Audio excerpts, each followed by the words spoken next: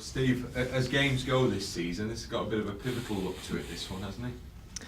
Oh, it's a huge game. There's no disputing that. Now they become, teams are in single figures, and if you can win a game against somebody in the bottom half of the division, then of course we all know what that can do for you. So, a big game for both clubs, and and if we can win it, it would set us very nicely for the most pivotal couple of weeks. I think we've got back-to-back away games after this one in quick succession.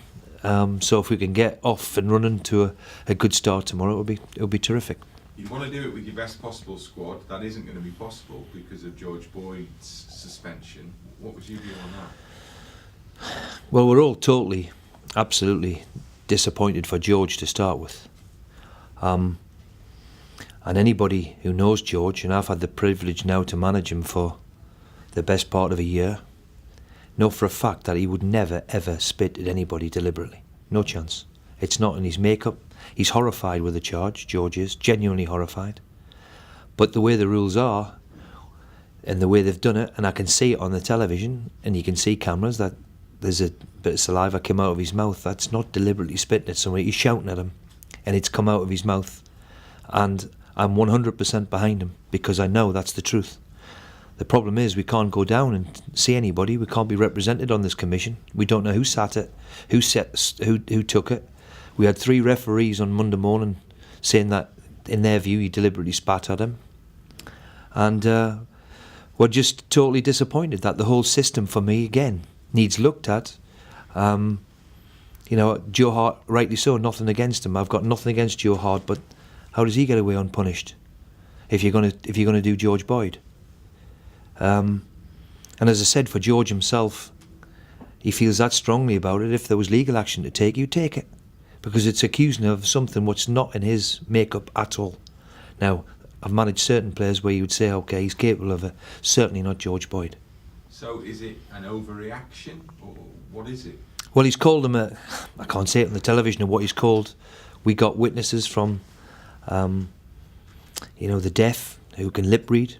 We all understand what he's saying and what he's calling Joe Hart at the time. Joe Hart, last Saturday, comes out and says that he didn't deliberately spat at him.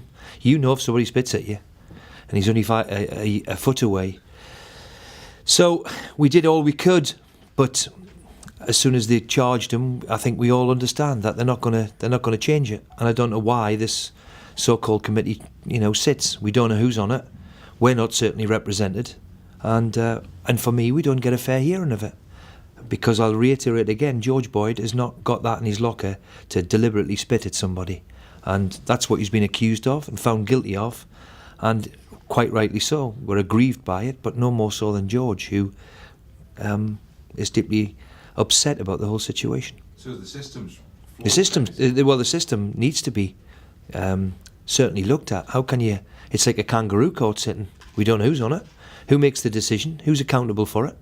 We just get a decision that the FA are charging us by 3 referees who looked at it. And of course, they're going to find them. They're not going to go against the other 3, are they? So we feel rightly aggrieved of the whole situation. And not just for George, but we've lost him, you're right, for 3 hugely important games over something which I'm adamant, though George Boyd is not capable of spitting at anybody deliberately. It might have been an accident. We've all seen that, but we showed pictures of Joe Hart shouting and bawling at him, and the saliva coming out everywhere. So, unfortunately, he's been a victim by television and trial by cameras and all the rest of it.